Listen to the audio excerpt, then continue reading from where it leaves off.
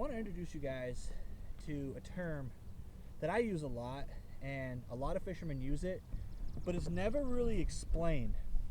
It's called spinning out. So what it means is you're fishing, you're out there, you're in a spot, maybe you're at your home lake, a place that you just know like the back of your hand. But no matter what you do, you can't catch any fish. You don't know what to do, you start throwing everything in your box, and you actually start making more mistakes than you realize. Today's video is all about how to overcome that, how to get out of your mental block, how to get on that first fish, because we all know, anybody who has had this issue, once you catch one fish, no matter how big, it clears your brain. It's like the fog clears and everything is better. So today we're going to talk about how to get back to basics, something that I have started to do more often because I've been having this issue a lot, and I think the longer you fish, the more this happens to you, because you know how things should go, and when they don't go that way, you tend to get overcompensating and doing things that won't necessarily work because you're just trying so desperately to get on fish. So to start out, the first thing I do is I go back shallow. The reason I do that is because there is structure. There's things that I can target. I can throw a wacky rig at a tree. I can throw a wacky rig at a rock. I can throw a jig at a grass bed. I can do all the little simple things that you did when you first started fishing, the only way you knew how to fish, with a Senko, with a jig, the basic baits. Start from scratch. Then work your way into different styles of baits, which we'll go over later in this video. So right now, we're starting completely over. I've been fishing, I haven't caught anything, I'm frustrated. So now what I'm gonna do, I'm going back to basics. I'm in the shallows, and we're gonna start from square one and see if we can figure out this pattern. So as I said, back to basics, right? Wacky rig worm, fishing grass edges. I'm in 3 feet of water, just throwing a worm out. Gonna see if they're interested in the finesse stuff. Now I will say, I'm not going to spend a ton of time when I'm searching for fish with finesse baits. It is an option, and it is something that for some, it's their go-to. So I'm going to be very clear. This is how I do things, and the idea behind this is just to give people some ideas on how they might be able to reset their brains. But for me, I'm not going to dink and dunk too long with a wacky rig or finesse bait in general because it's too slow, and I'm already going to be frustrated that I'm not catching fish. I'm kind of working towards trying to find fish, and I feel like moving and figuring the pattern out is more important than picking apart an area. And also, honestly, most of the time, by the time I have gotten to the point where I'm frustrated, I've also already done the finesse fishing thing to death. So I started out, casted a few times with a wacky rig. I've decided, nope, that's not going to be the thing. Now, I'm going to use some terminology in this video, guys. There's a difference between a pattern and a deal. So a deal is when you've figured out a pattern and been able to replicate it more than twice. So if you catch one fish, that's a pattern. Pattern is the bait, the color of the bait, the location, every detail that you can gather is going to help you, but it's not the end-all be-all. You catch 2 fish, okay, now we've gotten it figured out, but is it the color of the bait? Is it the location? The third place, if it's all the same variables, that's a deal. If it's not, change up the bait, change up the slight location, find something similar but slightly different. Eventually, you'll lock on to a deal, and the deal is literally something that you'll be able to replicate throughout the whole body of water, and most likely, you will find fish doing that. So as I said, I'm not going to spend too much time with the wacky rig, but I am going to keep fishing. So what I'm doing now, sitting again, still in 3 feet of water, slow rolling a paddle tail swim bait, belly weighted, so that it's completely weedless. Allows me to kind of tour around, zigzag through these shallows, and try to see if I can pick off a roaming hungry bass. That'll tell me that they're hitting reaction style baits. It's not necessarily that I have to do this to catch fish, but a paddle tail is one of the most subtle baits. It's a very non-threatening, very easy bait to use, as well as it is something that bass will just eat it, even if they're a little bit lethargic, because it's just so small, so easy, especially if you slow roll it. They're just like, oh, free snack, I'm gonna eat that thing. It'll also give you an idea of where the bass are. When you catch a fish, you look at the surroundings. Am I in deep water? Am I in milfoil? Am I near pads? Am I near wood? Where did that fish come from? It'll help you try to locate the fish, so then you can kind of figure out maybe the bait wasn't the key, but the location was, and you'll be able to find that location because you can keep moving when you're fishing these style of baits. So, you fished the shallows, you did your lap around the area, you've exhausted the area that is shallow. What do you do next? Do you go home? Do you give up? No. You work a little bit deeper. So the whole point of this project is to eliminate water. So in your mind, you fish the shallows, you dink and dunked it with a wacky rig, whatever finesse bait of your choice. You've moved around quite a bit throughout the shallows, and you've determined that I don't think that the fish are there because I've used a couple different small, subtle size baits.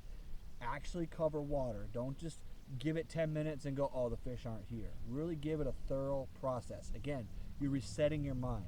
Think that you just got to the water. You have to clear everything, all your history for that day, and start over. So now what? Go a little bit deeper. Now, deeper is a relative term. When you're fishing a body of water like what I'm on right here, the deepest section is 40 feet, way on the other side.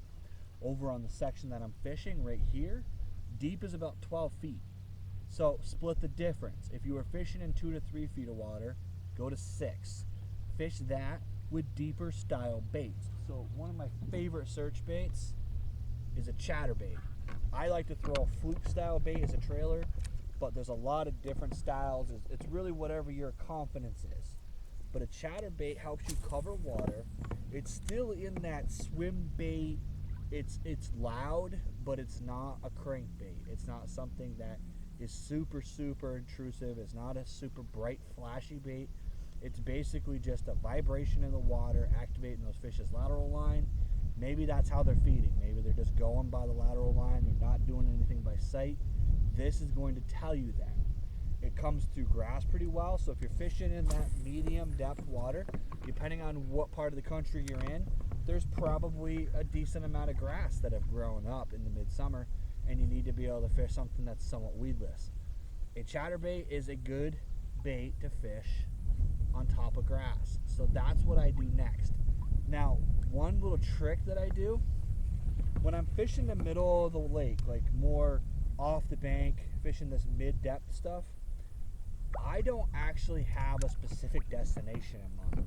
What I do is I actually put myself sideways in the wind, and I just let myself coast, and I cast into the wind, and I just slowly roll my chatterbait as the wind takes me wherever it's going to go.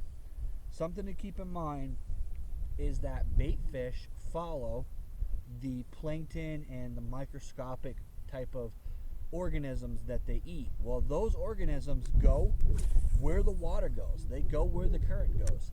So they don't have a choice. So the bait fish are going to be following their food, while the bass are following the bait fish.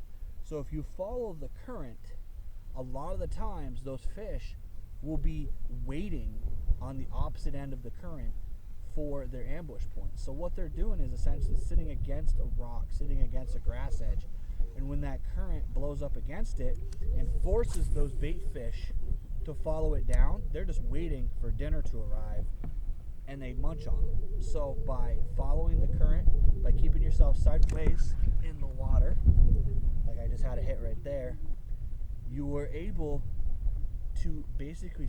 Alright, so you fished medium, you fished shallow, you went back to shallow because you found bluegills, but it only resulted in little fish. What do you do next? Do you go home?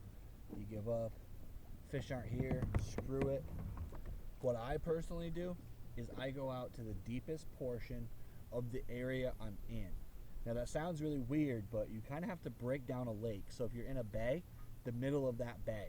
If you're out in the center of the lake, get to a deeper portion of that lake.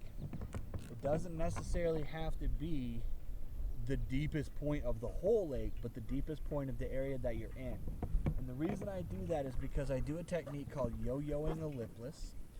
I'll run the like Berkeley dredger style deep diver baits, and I just cover water. I just zigzag around, try to find different types of areas that I can get a bait cleanly through. Sometimes I'll even run a heavier weighted swim bait, and I basically just cruise around and try to find fish. Time of day is very important for these types of techniques as well. You also have to take into account when you're fishing. A little known fact that people don't really think about is that humans, what we're trying to do here in this video, we're trying to pattern the bass. Well, the bass, like I said earlier, they have three things. Don't get eaten, so avoid predators, eat, and make babies. We're a predator to the bass. So they learn when we're here. And you'd be surprised on highly pressured lakes the weird times of day that you'll catch fish. And it's because they have learned that at 6 a.m. till about 10, there's a lot of bass fishermen on the water. From 3 p.m. till dark, there's a lot of fishermen on the water.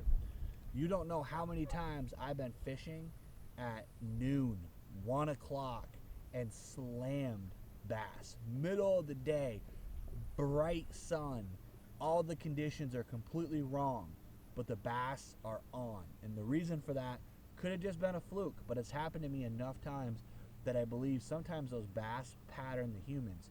And to be honest, a lot of times they hide. So they hide out deeper where the people aren't. So if you're going through an area that's always picked apart, docks, shallow areas, places that people are normally fishing, your next option is to go out deep. And the reason why I like a lipless is because you can cover multiple depths by yo-yoing it. I cast it out, I reel, and I kind of bring it up and down as I go. Makes the bait go up and down, and it's just covering multiple depths. So that's the next technique that we're going to do to try to locate some fish.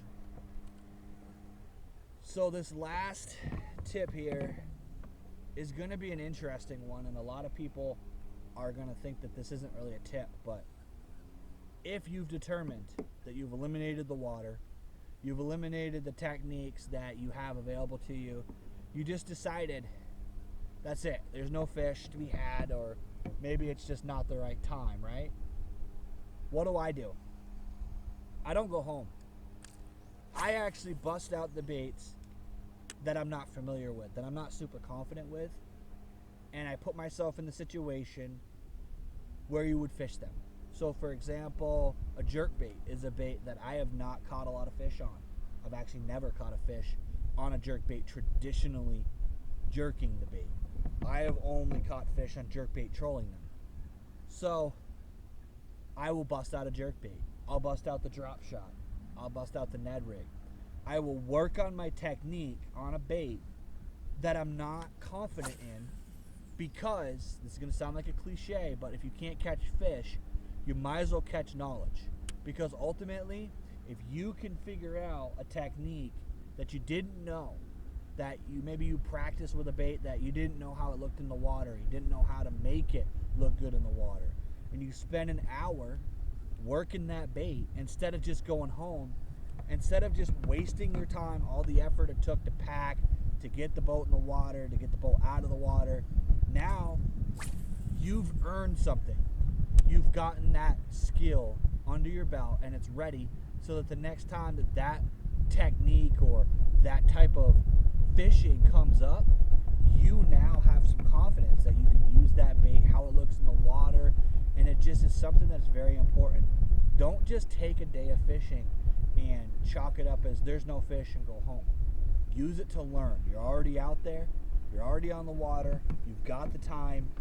Use it to the maximum, because you will eventually start having less and less of those days where you blank, because you'll have more tools in the toolbox because you spent the time learning when you weren't catching fish anyways. I'm going to end the video right here, guys. It's getting to be a little bit of a long video, as well as I'm hearing thunder, and I don't play with lightning. So I want to thank you guys for coming along with me. I hope this information helps you, gives you a little bit more detail on how to pattern a lake, how to eliminate water, and just a thought process. Remember, go back to basics. reset, don't spin out, and absolute worst case scenario, at least catch some knowledge while you're out on the water. Again, I want to thank you guys for coming with me. If you haven't already, hit that like, hit that subscribe, and as always, let's get out there, catch more fish.